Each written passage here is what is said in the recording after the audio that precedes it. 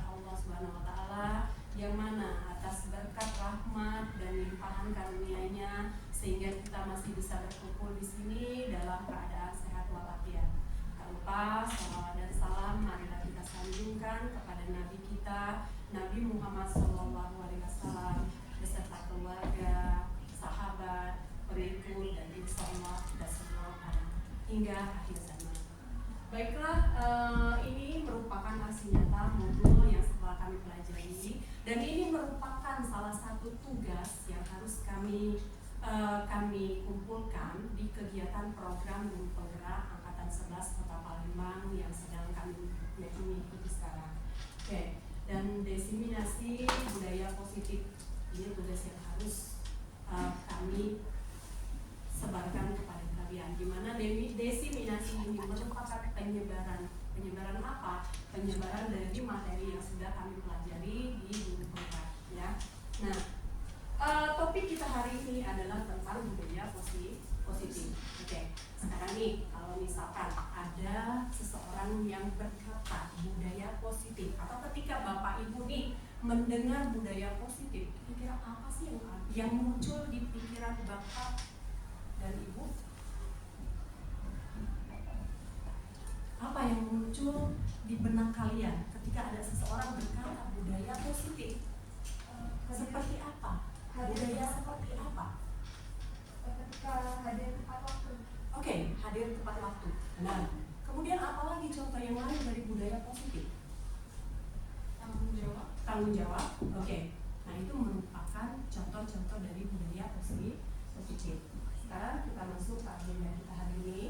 Adapun ini profil saya, ya, calon guru penggerak Angkatan 11 Kota Palembang, di mana fasilitator saya Pak Biongko, kemudian Ibu Novi Dabayanti di sini sebagai pengajar praktek saya, dan saya sendiri Madalena, calon guru penggerak Angkatan 11 Kota Palembang. Oke. Nah, ini agenda aksi nyata modul 1.4 yang akan saya sampaikan hari ini. Yang pertama, nanti kita akan membahas tentang perubahan paradigma belajar. Kemudian kedua, tentang disiplin positif. Ketiga, nilai-nilai kebajikan. Kemudian keempat, motivasi perilaku manusia. Kelima, keyakinan kelas. Keenam, kebutuhan dasar manusia. Ketujuh, posisi kontrol guru. Dan terakhir, kita akan bahas tentang segitiga restitusi. Oke. Sekarang kita masuk ke pembahasan yang pertama, yaitu perubahan paradigma belajar. Bapak Ibu guru pastinya sudah familiar dengan istilah pembelajaran yang berpusat pada murid, kemudian pembelajaran yang berpusat pada guru. Oke, ada nggak nih yang bisa menjelaskan sedikit apa sih yang dimaksud dengan pembelajaran yang berpusat pada murid dan apa yang dimaksud dengan pembelajaran yang berpusat pada guru? Atau bukan menjelaskan, tapi memberi sedikit gambaran tentang apa yang telah Bapak Ibu ketahui tentang pembelajaran yang berpusat pada murid dan pembelajaran yang berpusat pada guru. Pembelajaran yang berpusat pada murid itu murid yang terlibat aktif dalam pembelajaran. Oke, benar sekali. Jadi pembelajaran yang berpusat pada murid yang aktif dalam pembelajaran itu muridnya. Oke. Kalau pembelajaran yang berpusat pada guru, bagaimana nih pembelajaran yang bagaimana? Oke.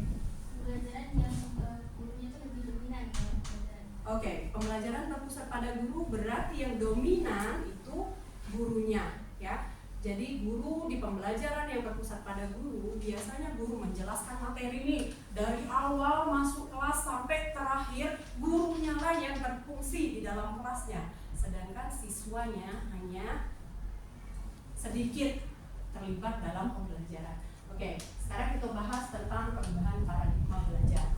Pembelajaran dengan paradigma baru, nah sekarang kan kita dituntut untuk bisa menerapkan pembelajaran dengan paradigma baru yang sesuai dengan konsep pembelajaran Ki Hajar Dewantara, di mana pembelajaran dengan paradigma baru merupakan pembelajaran yang dirancang berdasarkan prinsip pembelajaran berdiferensiasi, di mana guru menggunakan berbagai cara yang berbeda untuk memenuhi kebutuhan individu setiap murid sesuai dengan karakteristik, tingkat kemampuan, dan gaya belajar mereka berdasarkan tahap perkembangan sesuai teori psikologi lebih modern.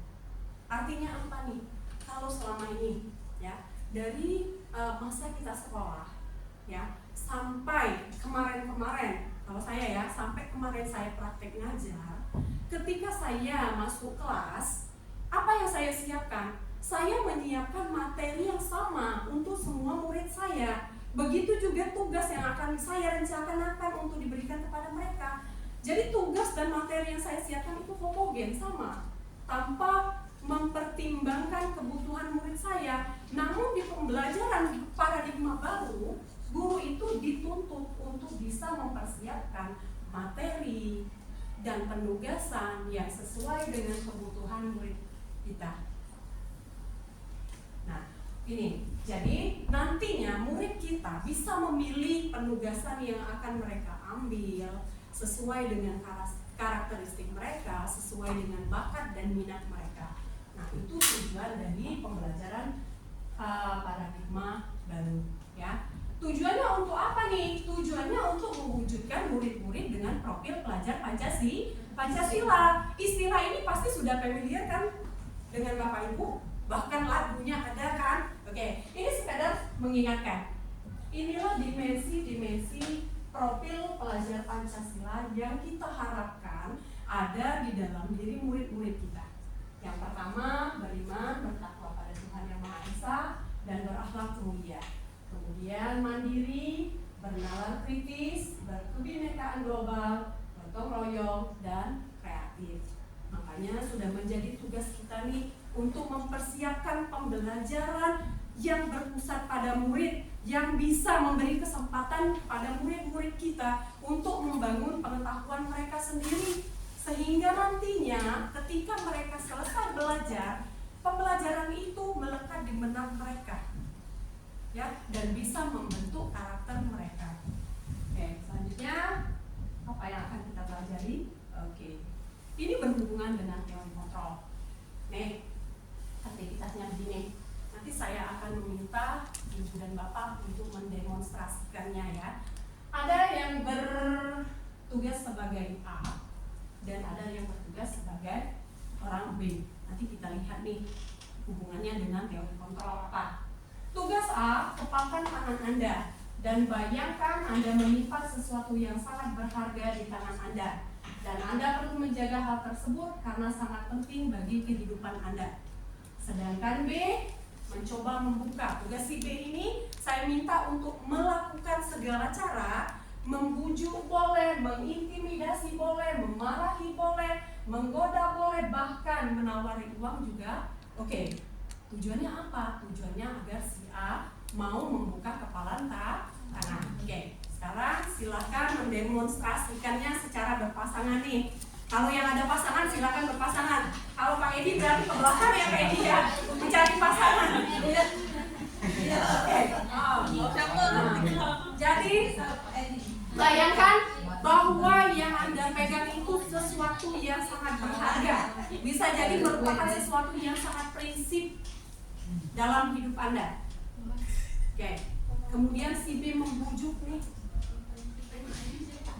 Silakan Pak Edi. Pak Edi ke sana. Kita demonstrasikan sebentar.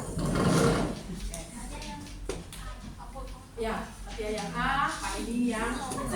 Rosana yang A, bisa jadi Wida yang B. Oke. Kalian bayangkan bahwa yang kalian pegang itu sesuatu yang benar-benar sangat berharga dalam hidup kalian. Akankah kalian melepaskannya atau tidak? Itu kan tergantung dari si B. Nggak tahu nih, tergantung dari siapa. Apakah kan si A mau melepaskannya, atau dengan upaya si B terus si A melepaskannya? Kasih cincin. Kalian boleh bujuk, kalian boleh kasih uang, tapi ingat, bukan menggunakan kekuatan. Kalau menggunakan kekuatan, saya yakin nih Upatia pasti lepas tangannya kan. Oke. Dibujuk ya. Oke, dibujuk. Coba Pak Edi. Dikasih HP. Bagaimana hasilnya? Dikasih ini. Oke, terima kasih. Tepuk tangan untuk kita bersama. Sekarang kita kesini nih. terjadi? Nih, ini pertanyaan yang kita jawab berdasarkan demonstrasi kita tadi ya. Yang pertama, apakah A atau B yang membuka kepalan tangan tersebut? Ketika kita memegang sesuatu yang sangat berharga, bisa jadi itu merupakan sesuatu yang prinsip, bisa jadi merupakan rahasia kita. Apakah kita akan membuka tangan kita dengan bujukan teman-teman kita? Tidak kan? Sedangkan si B pasti, misalkan nih, sesuatu yang dipegang oleh si A ini sesuatu yang sangat berharga, dia akan melakukan segala daya upaya untuk membukanya. Namun, siapa yang memegang kendali atau kontrol untuk membuka atau menutup kepalan tangan? Yang memegang tangan. Ini artinya apa? Ya, ini hasil dari demonstrasi kita. Ternyata hasilnya kita sendiri yang memegang kontrol atas kepalan tangan kita. Apakah kita akan membuka atau menutup kepalan tangan kita, itu tergantung pada keputusan kita masing-masing sesuai dengan keinginan dasar kita. Ini kaitannya dengan apa? Dengan murid kita. Kaitannya dengan murid kita, artinya kita tidak bisa mengontrol murid kita. Apapun yang kita lakukan, kita tidak bisa mengontrol murid kita. Kalaupun mereka mau dikontrol, itu bukan karena kita berhasil mengontrol mereka, tapi karena mereka mengizinkan. Sama tadi kan, misalkan Bu Patia, karena sesuatu hal atau karena tertarik. Oke nih, aku tertarik nih dengan penawaran Pak Edi, sehingga aku buka aja lah, yang penting dapat handphone kan. Nah itu, begitu juga dengan murid kita. Terkadang kita kan merasa kepedean, oh anak itu nurut loh sama saya bisa ngatur anak itu, saya bisa mengatasi anak itu. Itu pemikiran yang salah. Yang sebenarnya apa? Dia membiarkan kita untuk bisa mengontrol mereka. Oke, lanjut. Nih, ini miskonsepsi teori kontrol menurut Dr. William Glasser, seorang ahli psikologi ya. Psikologi. Yang pertama, ilusi bahwa guru mengontrol murid. Di sana, guru tidak bisa memaksa murid untuk melakukan sesuatu jika murid tersebut memilih untuk tidak melakukannya. Ini poin penting yang harus kita sadari sebagai seorang guru. Oke. Kemudian meskipun terlihat seperti mengontrol perilaku murid, sebenarnya kontrol itu terjadi karena murid mengizinkannya. Seperti yang saya jelaskan tadi kan, kita seolah-olah bisa mengontrol murid, padahal bukan kita yang mengontrol, tapi murid yang membiarkan kita bisa mengontrol mereka. Teori kontrol mengatakan bahwa setiap perilaku memiliki tujuan, bahkan jika itu adalah perilaku yang tidak disukai. Jadi segala perilaku anak murid kita itu pasti punya tujuan dan nantinya akan dibahas di kebutuhan dasar manusia. Kemudian ilusi bahwa penguatan positif, efektif, dan bermanfaat. Oke, selama ini kita berpikir bahwa ketika kita memberi penguatan positif, kita memberi nasihat-nasihat yang baik, kita menganggap bahwa diri kita tidak mengontrol anak didik kita. Tapi ternyata penguatan positif atau bujukan adalah bentuk-bentuk kontrol. Itu juga merupakan kontrol, ya. Kemudian segala usaha untuk mempengaruhi murid agar mengulangi suatu perilaku tertentu adalah usaha untuk mengontrol murid. Murid tersebut akan menyadarinya dan mencoba untuk menolak bujukan kita. Nih, dampak negatifnya ya. Kalau misalkan kita terlalu banyak mengontrol murid, lama-kelamaan mereka akan menyadari bahwa diri mereka dikontrol. Efeknya ada dua nih, timbul pemberontakan dalam diri mereka, atau mereka menjadi tergantung pada kita. Ketika kita nggak ada, mereka nggak bisa melakukan segala sesuatu. Nih. Kemudian miskonsepsi yang ketiga, ilusi bahwa kritik dan membuat orang merasa bersalah dapat menguatkan karakter. Kalau kritik sudah jelas ya, ketika kita mengkritik murid kita, apalagi menggunakan kata-kata kasar, maka dampaknya akan sangat tidak baik. Menggunakan kritik dan rasa bersalah untuk mengontrol murid menunjukkan pada identitas gagal. Jadi ketika siswa kita dikritik atau kita dengan cara yang lebih lembut lagi ya, kita menempatkan mereka di posisi merasa bersalah. Misalkan, Andi, saya sangat kecewa dengan kamu. Dari awal saya sudah meminta kamu begini dan begini. Ya, kita berpikir bahwa kalimat yang kita gunakan halus nih. Kita nggak bentak, kita juga tidak mematikan karakter mereka. tapi ternyata itu juga menimbulkan dampak yang tidak baik. Dari sana mereka belajar untuk merasa buruk tentang diri mereka. Dari kita berkata begitu tadi, mereka, oh, apa benar ya? Oh, aku tidak bisa menjadi murid yang diharapkan oleh guru saya. Nah, itu ya. Kemudian yang terakhir, ilusi bahwa orang dewasa memiliki hak untuk memaksa. Ini, nih, biasanya kita sebagai orang dewasa merasa, oh saya ini pengalaman sudah banyak, sudah kuliah di sini, sudah ngajar di sini, sudah digajar di sini, sehingga kita merasa bahwa kita bisa mengontrol murid-murid kita. Emang benar, tujuan kita mengontrol murid kita itu menginginkan murid kita menjadi orang yang mempunyai karakter baik, kemudian mereka belajar dengan serius sehingga mereka bisa berhasil. Namun ternyata salah. Banyak orang dewasa yang percaya bahwa mereka memiliki tanggung jawab untuk membuat murid berbuat hal tertentu. Adapun yang dilakukan dapat diterima menurut si dewasa tadi kan, selama ada sebuah kemajuan berdasarkan sebuah pengukuran kinerja. Oke, perilaku memaksa tidak efektif untuk jangka panjang. Karena apa? Karena siswa bisa jadi siswa akan memusuhi kita. Oke, dan permusuhan akan terbentuk.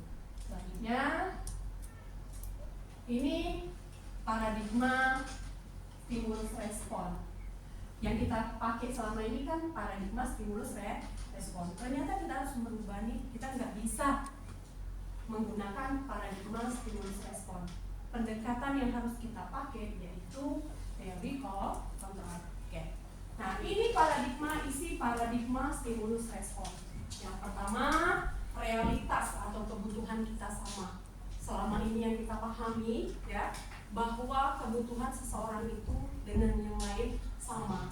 Ternyata menurut teori kontrol, realitas atau kebutuhan semua orang itu berbeda. Kenyataannya apa? Memang tidak ada seorang pun yang mempunyai kebutuhan yang sama dengan orang lain. Kemudian semua orang melihat hal yang sama. Itu di stimulus respon. Kenyataannya adalah setiap orang memiliki gambaran yang berbeda. Misalkan nih, kalau saya lihat Pak Edi, ya, saya melihat Pak Edi adalah guru yang baik, guru yang sopan. Tapi belum tentu Bu Patia melihat Pak Edi sama dengan penilaian saya. Nah, karena apa? Karena cara pandang setiap orang itu berbeda. Kemudian kita mencoba mengubah agar orang berpandangan sama dengan kita. Nah ini, ketika kita berpatokan dengan stimulus respon, maka kita berusaha agar orang itu dengan segala cara yang kita lakukan, ya, kita berusaha agar, misalkan saya nih, saya membujuk, bisa jadi membujuk, bisa jadi memberitahu ya Bu Patia, oh Bu Patia Pak Edi ini begitu ya. Tapi kenyataannya apa? Kita berusaha, yang terbaik adalah kita berusaha memahami pandangan orang lain tentang dunia. Jadi jangan meminta orang menempatkan diri di posisi kita, tapi kita yang harus memahami posisi orang lain. Begitu juga dengan murid kita, ya, kita sebagai guru, kita harus masuk dunia mereka. Apa nih yang mereka inginkan? Bagaimana pendapat mereka? Kemudian perilaku guru dilihat sebagai suatu kesalahan. Nih, kalau salah kan? Nah, padahal di teori kontrol semua perilaku memiliki tujuan. Bahkan perilaku guru itu merupakan potensi untuk menjadi atau untuk anak-anak kita melakukan perilaku yang terbaik, untuk menunjukkan perilaku terbaik. Nah, disinilah tugas kita sebagai guru untuk menuntun mereka agar mereka menyadari kesalahannya dan merubah, menimbulkan motivasi dalam diri mereka untuk berubah menjadi lebih baik. Kemudian orang lain bisa mengontrol saya di stimulus respon. Kenyataannya tadi sudah kita buktikan kan, tidak ada orang yang bisa mengontrol kita, hanya kita sendiri yang bisa mengontrol diri kita. Kemudian saya bisa mengontrol orang lain di stimulus respon. Di teori kontrolnya Anda tidak bisa mengontrol orang lain. Kemudian pemaksaan ada pada saat bujukan yang gagal. Ketika kita gagal membujuk seseorang, maka kita akan memaksa. Ternyata nggak bisa. Apa yang bisa kita lakukan? Melakukan kolaborasi dan konsensus, menciptakan pilihan-pilihan baru. Kita duduk bersama, kita bahas mau mereka apa. Nah, nantinya baru kita bisa menemukan solusi yang terbaik. Kemudian di stimulus respon, model berpikirnya menang kalah. Menang kalah di sini artinya apa? Guru selalu benar, sedangkan siswa salah. Yang diinginkan sesuai dengan teori kontrol. Bagaimana kita memakai model berpikir menang-menang. Jadi siswa kita merasa menang dan kita juga menang. Ya, dengan cara apa? Dengan cara pendekatan yang baik. Akhirnya siswa kita tadi walaupun mungkin mereka di posisi yang salah, tapi mereka tidak dimatikan karakternya dan ditempatkan di posisi yang benar-benar salah. Tuh.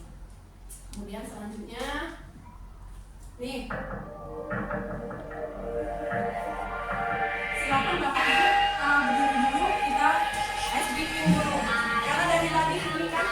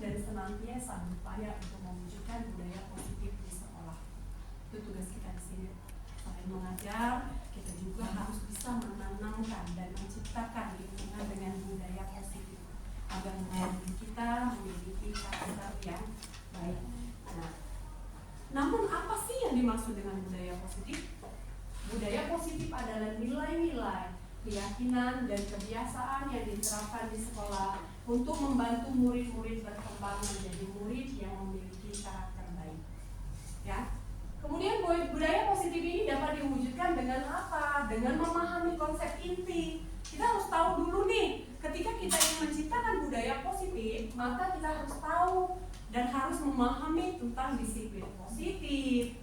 Kita juga harus belajar tentang motivasi perilaku manusia, karena hubungannya nanti semua kegiatan atau semua tingkah pola murid kita itu berhubungan dengan motivasi perilaku. Kemudian kita juga harus memahami tentang teori, hukuman, penghargaan. Selain itu kita juga harus belajar tentang posisi kontrol guru, kemudian pembuatan keyakinan sekolah atau keyakinan kelas yang merupakan titik awal dari budaya positif dan penerapan segitiga restitusi dalam penyelesaian masalah murid.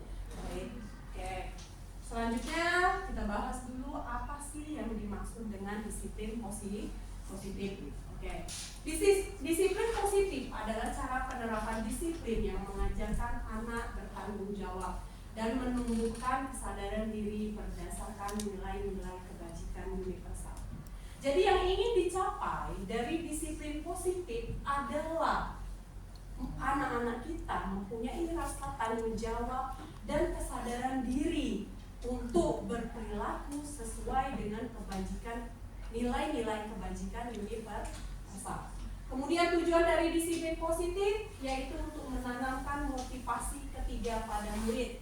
Apa yang dimaksud motivasi ketiga? Motivasi yang ada dalam dirimu murid, atau kita kenal dengan motivasi intrinsik, ya. Yakni untuk menjadi orang yang mereka inginkan dan menghargai diri sendiri dengan nilai-nilai yang mereka percaya. Ini tujuan dari disiplin positif. Ketika murid memiliki motivasi tersebut, ya, ketika murid kita sudah mempunyai kedisiplinan positif dalam diri mereka, mereka telah memiliki motivasi intrinsik yang dampaknya jangka panjang. Motivasi ini tidak akan terpengaruh karena adanya hukuman maupun hadiah. Ya, mereka akan tetap berperilaku baik dan berlandaskan nilai-nilai kebajikan karena mereka ingin menjadi orang-orang yang menjunjung tinggi nilai-nilai yang mereka hargai atau mencapai suatu segala mulia. Jadi tujuan mereka berperilaku atau melakukan sesuatu itu bukan karena mengharapkan penghargaan, bukan pula karena takut akan hukuman dari seseorang atau dari sekolah, ya. Tapi itu tidak lebih karena memang mereka menginginkan diri mereka menjadi seperti nilai-nilai yang mereka percayai, misalkan nilai tanggung jawab dan lain-lain. Oke, nah ini nih tadi tujuan dari disiplin positif yaitu mewujudkan murid-murid kita mempunyai disiplin diri dengan nilai-nilai kebajikan universal. Apa sih yang dimaksud dengan nilai-nilai kebajikan universal? Nilai-nilai kebajikan universal berarti nilai-nilai kebajikan yang disepakati bersama. Artinya nilai-nilai ini sudah diakui secara global tanpa melihat suku bangsa, agama, bahasa maupun latar belakang. Kemudian nilai-nilai ini merupakan payung besar dari sikap dan perilaku kita, atau nilai-nilai ini merupakan fondasi kita dari perilaku. Jadi nilai kebajikan universal ini diharapkan menjadi payung, menjadi fondasi dari setiap apa yang akan kita lakukan. Oke, sekarang kita lihat. Ini nilai-nilai kebajikan universal. Misalkan, nih, peduli, keterus-terangan, kebersihan, semangat, kesetiaan, toleransi, pengertian, percaya. Ini kan merupakan nilai-nilai kebajikan yang diakui secara global dan oleh seluruh manusia, bahwa nilai-nilai ini merupakan nilai-nilai positif yang harus ada dalam diri kita. Oke. Kemudian selanjutnya motivasi perilaku manusia. Manusia itu melakukan sesuatu berdasarkan motivasi yang ada dalam dirinya, ya. Oke. Motivasi manusia itu ada 3. Motivasi perilaku manusia itu ada 3. Yang pertama, untuk menghindari ketidaknyamanan atau hukuman. Ini motivasi paling dasar atau tingkatan motivasi paling rendah dalam diri seseorang. Karena ketika dia melakukan sesuatu, kalau istilah kita, mengambil amannya saja agar tidak dihukum, agar aku merasa nyaman di lingkunganku sehingga ikut-ikut saja, ya. Itu yang pertama. Kemudian untuk mendapatkan imbalan atau penghargaan dari orang lain. Seringkali kita melakukan sesuatu ini tanpa sadar kita mengharapkan sesuatu, ya, baik berupa reward maupun berupa pujian. Kemudian yang ketiga, menjadi orang yang mereka inginkan dan menghargai diri sendiri dengan nilai-nilai yang mereka percaya. Ini. Nah, sekarang kita lihat nih dari ketiganya tadi. Ternyata untuk menghindari ketidaknyamanan dan hukuman dan untuk mendapatkan imbalan atau penghargaan dari orang lain itu merupakan motivasi ekstrinsik atau motivasi dari luar, bukan dari dalam diri. Karena apa? Karena ya tadi, ya, yang pertama agar tidak dihukum. Motivasinya dari siapa? Dari orang yang akan menghukum. Begitu juga dengan penghargaan. Motivasi yang kita harapkan itu dari siapa? Dari yang akan memberikan penghargaan ataupun dari penghargaan yang akan kita dapat. Nah, yang kita harapkan kita mempunyai motivasi intrinsik, menjadi orang yang mereka inginkan dan menghargai diri sendiri dengan nilai-nilai yang kita percaya. Inilah yang kita harapkan ada dalam diri murid-murid kita. Jadi semua tindakan, semua perlakuan murid-murid kita harapkan berdasarkan motivasi dalam diri mereka. Karena ketika murid-murid kita sudah memiliki motivasi dalam diri mereka, insya Allah semuanya akan berjalan lancar dan kesuksesan akan menanti mereka.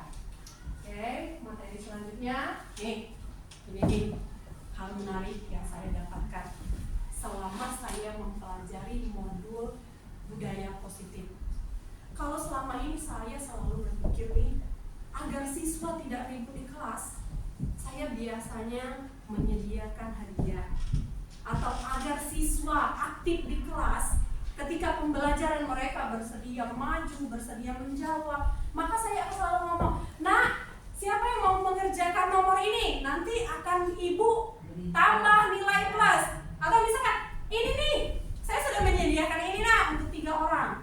Saya berpikir selama ini saya dan mungkin guru-guru lain juga berpikir kan bahwa itu merupakan cara yang paling efektif agar murid-murid kita menuruti keinginan kita. Tapi ternyata yang terjadi adalah nih, penghargaan itu menimbulkan dampak yang tidak baik. Pertama, dampak jangka pendeknya mungkin iya. Ketika kita memberi penghargaan pada murid, ya, dalam jangka pendek itu akan efektif. Ketika kita menginginkan murid kita melakukan sesuatu, iya dia melakukannya. Karena apa? Karena dia mengharapkan penghargaan tadi kan. Tapi untuk jangka panjang, ketika kita kebiasaan nih, setiap melakukan sesuatu selalu kita siapkan hadiah, maka motivasi dalam diri murid kita tadi akan hilang, akan mati, berganti dengan motivasi untuk mendapatkan penghargaan. Kemudian yang kedua, penghargaan tidak efektif itu tadi, yaitu karena tadi ya, yang pertama dia mematikan motivasi intrinsik dalam diri si siswa. Kemudian siswa kita tadi akan selalu mengharapkan penghargaan, dan ketika penghargaan itu tidak bisa kita berikan, maka mereka tidak akan antusias mengikuti pembelajaran. Ya. Kemudian yang ketiga, penghargaan merusak hubungan. Nih, apa yang dimaksud penghargaan merusak hubungan? Misalkan nih ada 2 orang siswa ya, kita beri kesempatan untuk, nah, siapa yang bisa mengerjakan ini? Ya, saya akan kasih nilai plus atau saya akan beri hadiah. Ya, bagi yang mendapat hadiah dia akan merasa senang. Tapi apa yang terjadi dengan siswa yang tidak mendapatkan hadiah dari kita tadi? Nah, maka akan timbul kan rasa iri, rasa sedih, rasa marah dia, sehingga hubungan siswa dengan siswa tadi bisa jadi rusak. Tanpa sadar kita sudah menempatkan siswa itu menjadi saingan. Nah, itu juga bisa juga berdampak buruk dengan hubungannya dengan kita. Karena apa? Bisa jadi dalam pikiran mereka timbul, oh, ibu itu pilih kasih karena yang disuruh menjawab dia, padahal saya bisa. Gitu, ya. Kemudian penghargaan merusak ketepatan. Ya, tujuan awalnya misalkan untuk menjelaskan materi ini. Tapi ketika kita keseringan memberi hadiah, mau siswa kita tadi tidak peduli lagi dengan materi. Yang penting aku bisa jawab, dapat hadiah dari ibu ini. Aku merasa senang. Ya, sering kan kalau kita dapat hadiah, motivasi kita jadi berubah kan. Oke. Kemudian penghargaan menurunkan kualitas. Tentunya kan, karena apa? Yang dikejarnya hadiah, bukan kenaikan kualitas. Kemudian penghargaan mematikan kreativitas siswa kita akan mandek ketika kita tidak memberi hadiah. Hadiah ini dulu, laptop, plus, ya, oke. Kemudian penghargaan itu menghukum bagi siswa-siswa yang tidak mendapat hadiah atau yang memang bersemangat mendapatkan hadiah itu juga, ya. Oke, dari sini kemudian kita bahas tentang keyakinan kelas atau keyakinan sekolah. Kenapa kita perlu membahas tentang keyakinan kelas atau keyakinan sekolah? Kalau selama ini kita selalu memberi siswa kita peraturan, ya. Di peraturan itu mereka merasa tidak bertanggung jawab untuk mewujudkannya. Kalaupun mereka mengikuti peraturan itu karena apa? Karena mereka takut dengan hukuman kita, atau karena mereka menginginkan kita menyadari bahwa oh anak ini saya anak yang baik bu atau apa ya. Tapi yang kita inginkan bukan seperti itu. Yang kita inginkan adalah anak-anak mempunyai motivasi intrinsik untuk bisa menerapkan kebajikan-kebajikan universal yang dampaknya nanti akan membentuk karakter yang baik dalam diri mereka. Oke. Apa sih yang dimaksud dengan keyakinan sekolah atau keyakinan kelas? Oke. Keyakinan sekolah atau keyakinan kelas adalah kesepakatan antara guru dan murid yang dibuat untuk membangun budaya positif di sekolah. Jadi keyakinan kelas ini dibuat bersama-sama, ya. Bersama-sama antara guru dengan murid dirembukkan. Oh kira-kira nih kalau yang berhubungan dengan tanggung jawab apa sih nak yang harus kita tanamkan? Nah, jadi siswa kita merasa oh saya juga bertanggung jawab nih untuk mewujudkannya karena saya juga terlibat membuatnya. Gitu. Kemudian keyakinan kelas berupa pernyataan-pernyataan universal. Kalau selama ini kan yang beredar atau yang kita buat itu bukan keyakinan kelas. Kita menggunakan kata spesifik ya. Misalkan mengumpulkan tugas tepat waktu. Itu bukan keyakinan kelas. Karena dia menggunakan kata khusus ya. Itu merupakan kesepakatan ke kelas. Ketika kita membuat keyakinan kelas, maka kata-kata yang kita gunakan adalah kata-kata yang universal.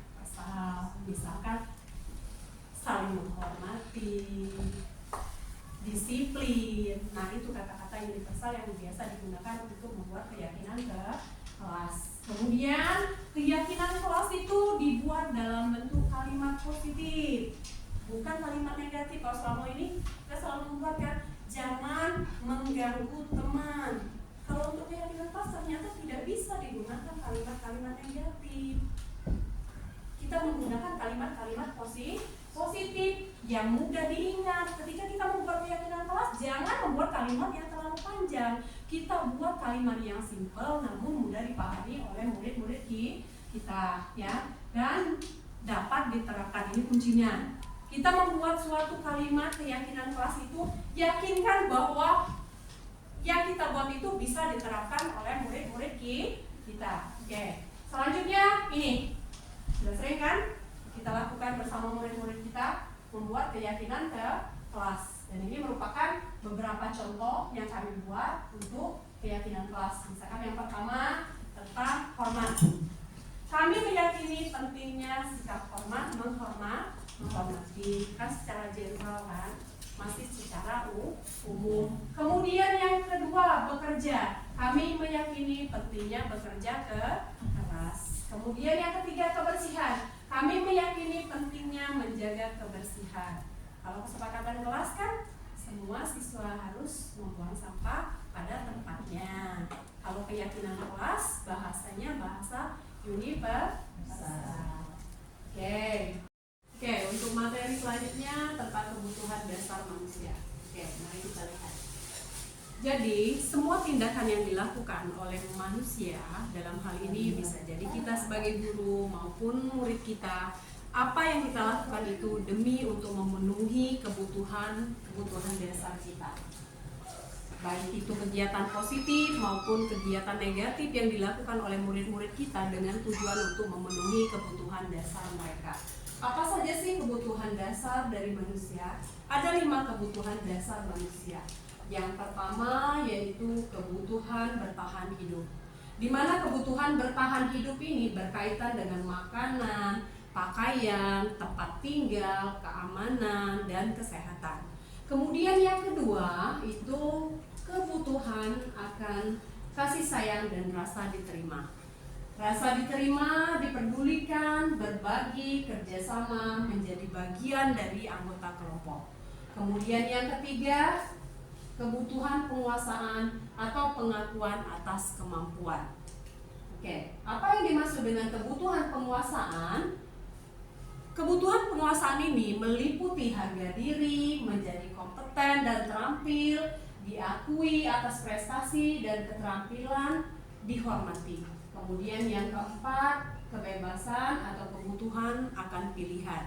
Jadi murid-murid kita itu membutuhkan kebebasan mereka untuk menentukan pilihan mereka sendiri. Oke, kebebasan akan kebutuhan akan pilihan itu berhubungan dengan kemandirian, kebebasan memilih pilihan mereka, kemudian kebebasan dalam mencoba hal-hal baru, kemudian mampu mengendalikan arah dirinya. Dan yang terakhir adalah kebutuhan akan kesenangan. Apa saja yang meliputi kebutuhan akan kesenangan? Yaitu layaknya seorang anak-anak. Mereka suka bermain, suka tertawa, dan suka melucu. Jadi itulah ketika kita di dalam kelas, kita akan menghadapi murid-murid dengan beraneka ragam tingkah pola. Dan tingkah pola mereka itu tujuannya hanya satu, untuk memenuhi kebutuhan dasar mereka.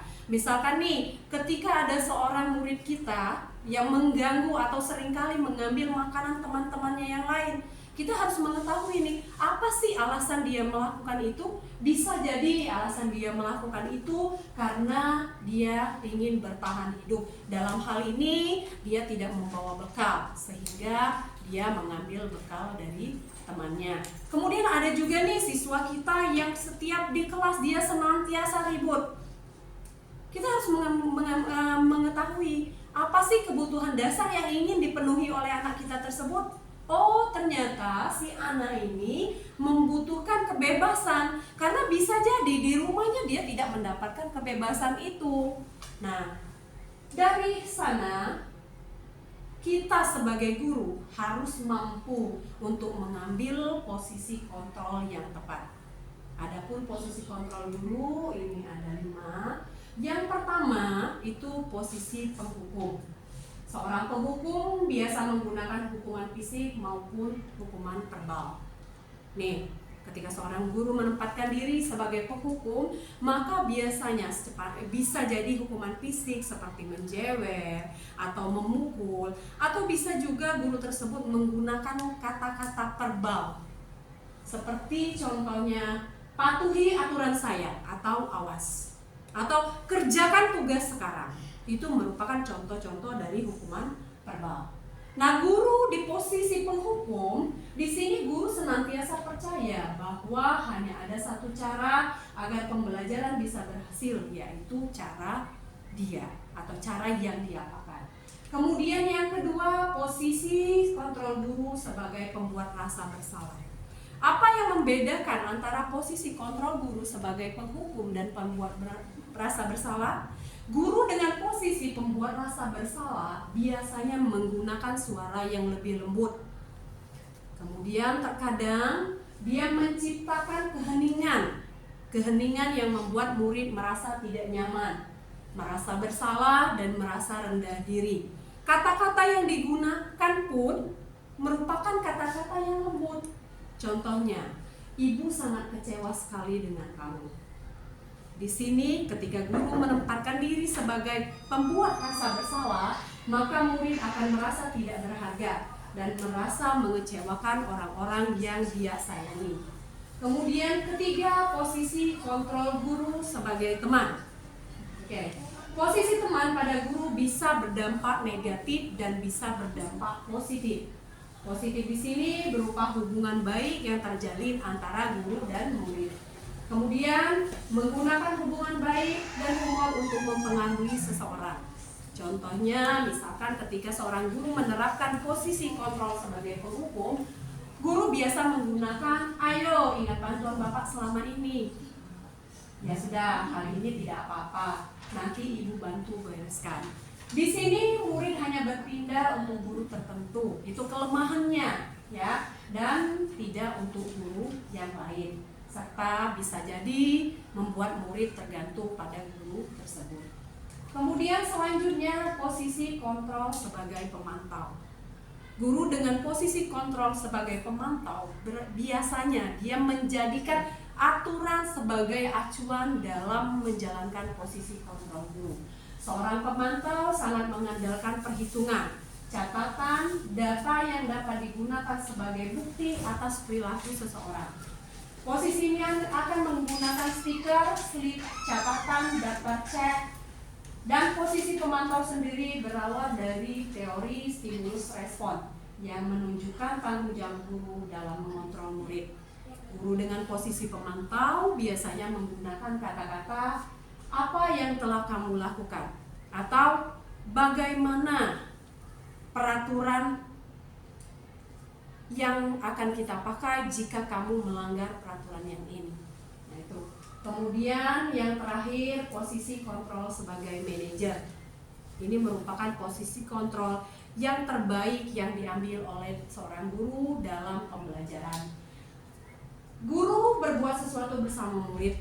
Jadi ini kunci dari posisi kontrol manajer, di mana guru berbuat sesuatu bersama dengan murid.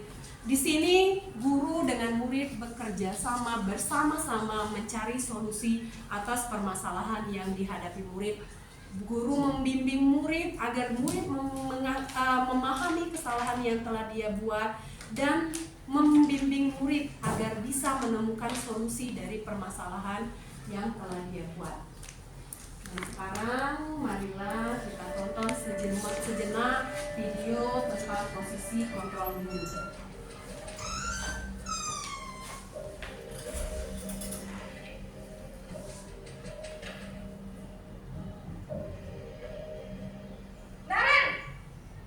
Ini yang pertama, posisi kontrol guru sebagai penghukum. Selamat pagi, Bu. Selalu terlambat. Kamu deh, pasti terlambat. Maaf, Bu. Saya Apa? Apa coba? Alasan kamu apa lagi? eh, Kapan sih kamu tidak terlambat? Malas sekali ya kamu jadi anak. saya Dasar pemalas. Gak kapok-kapok sih kamu. Sudah berapa kali terlambat? Sana, kamu keliling lapangan basket 2 kali. kenapa saya harus keliling lapangan basket, Bu? Kenapa? Kamu pulang lagi, Bu. Berani-beraninya jawab. Sudah terlambat, masih berani jawab pula. Sekarang, keliling lapangan basket 5 kali sekalian. Biar kapok. Cepat. Pergi sana ke lapangan basket. Posisi penghukum biasanya berbicara dengan nada tinggi, menghardik, menunjuk-nunjuk, menyakiti, dan menyindir. Hukuman bisa berupa fisik maupun psikis. Ibu dan bapak guru hebat. Dampak yang terjadi pada murid ketika guru berada pada posisi penghukum adalah murid cenderung akan memberontak, bahkan menyimpan dendam. Selanjutnya, posisi pembuat rasa bersalah. Ilustrasi pembuat rasa bersalah.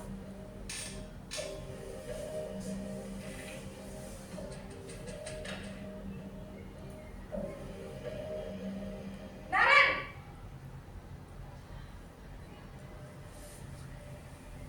Selamat pagi, Bu. Naren. Kamu kenapa terlambat lagi, nak? Ya Tuhan, Naren. Kamu senang ya bikin ibu susah ya? Kalau kamu terlambat lagi, nanti ibu yang ditegur bapak kepala sekolah, nak. Disangka ibu tidak bisa membina kamu. Duh, gimana ini? Maaf, Bu. Duh, Gusti Naren. Kamu suka ya kalau ibu ditegur bapak kepala sekolah? Terus, sekarang ibu harus tulis apa ini di buku absen? Ini kamu sudah sering terlambat loh. Ibu harus apa coba? Maaf, Bu. Maaf sekali. Ya sudah, lain kali jangan bikin ibu susah lagi ya, nak ya. Ibu tidak akan kuat lagi kalau kamu begini terus. Bisa jantungan kalau ibu ditegur bapak kepala sekolah. Sana cepat ke kelas. Maaf ya, Bu. Maaf sekali. Posisi membuat rasa bersalah berbicara dengan nada tenang, cenderung lembut. Namun kata-kata yang diutarakan membuat murid merasa menjadi orang yang gagal, memandang buruk dirinya sendiri, merasa tidak berharga, dan tidak sanggup membahagiakan orang lain. Ketika guru mengambil posisi pembuat rasa bersalah, murid akan menganggap dirinya yang bersalah dan ia akan menyimpan emosi negatif tersebut di dalam dirinya. Selanjutnya, ketika guru mengambil posisi kontrol sebagai teman.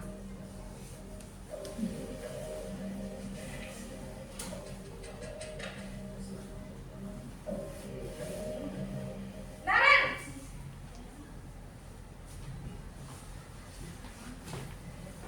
Selamat pagi, Bu. Wah, sudah jam berapa ini, Nak? Terlambat lagi ya, sayang? Iya, Bu. Habis ibu saya belum membangunkan saya, Bu. Kamu malah menyalahkan ibu kamu.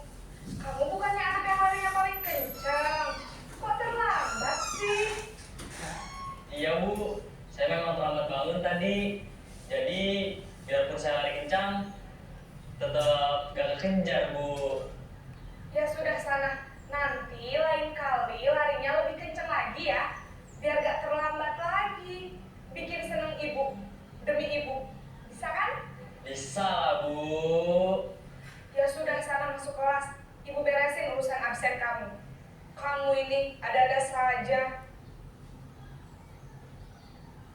Dalam posisi teman, guru berbicara dengan nada suara ramah, akrab, cenderung bersenda gurau untuk menjaga suasana tetap santai.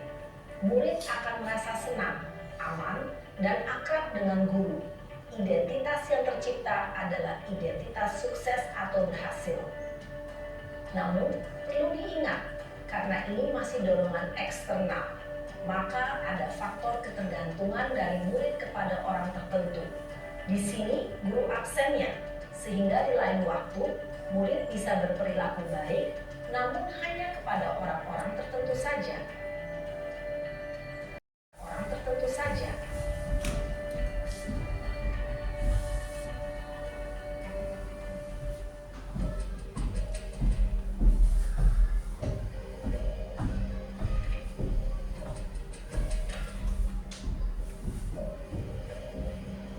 Naren!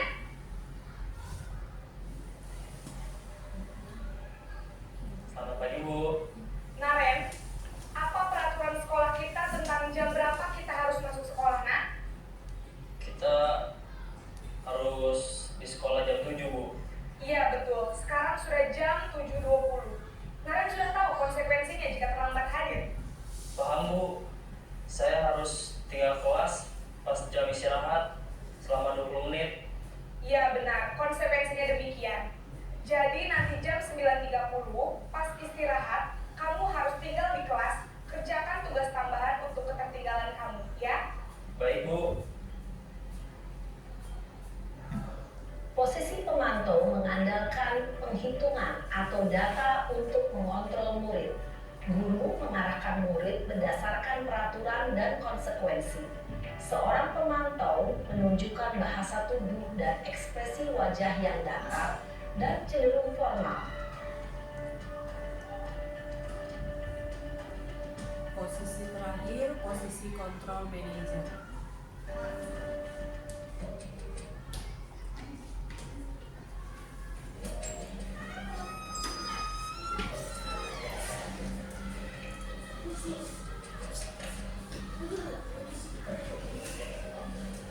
Naren!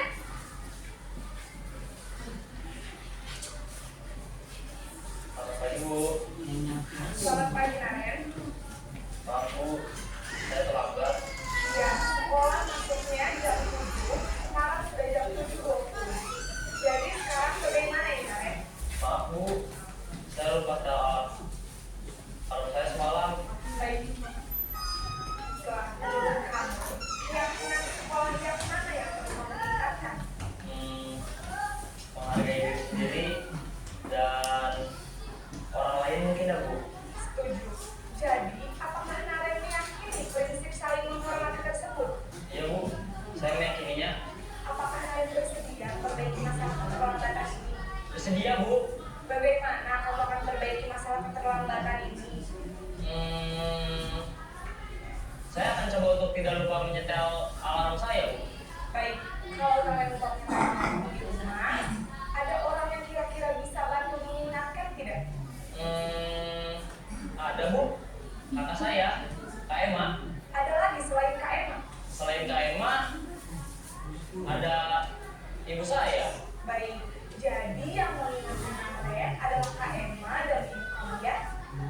Kira-kira akan mulai start alarm kapan nih, Naren? Setelah pulang sekolah, akan segera saya lakukan. Baik, jadi Naren akan setel alarm untuk bangun besok pagi dan akan diingatkan oleh kakak dan ibu dan Naren. Ada lagi yang mungkin perlu dilakukan, Naren, agar tidak terlambat jauh lagi? Tidak ada, Bu. Baik, Naren. Terima kasih untuk kerjasama kamu. Sekarang kamu mau kembali ke kelas lagi. Baik, Bu. Terima kasih. Posisi manajer adalah posisi kontrol yang disarankan untuk membimbing murid memiliki sikap disiplin yang positif, yaitu murid yang mandiri, bertanggung jawab, dan dapat memecahkan masalah. Tujuan dari posisi ini adalah agar murid dapat berefleksi atas tindakannya. Guru akan dengan tulus memberikan pertanyaan-pertanyaan bermakna, sehingga membuat murid dapat belajar dari kesalahannya dan mencari sebuah solusi untuk menyelesaikannya.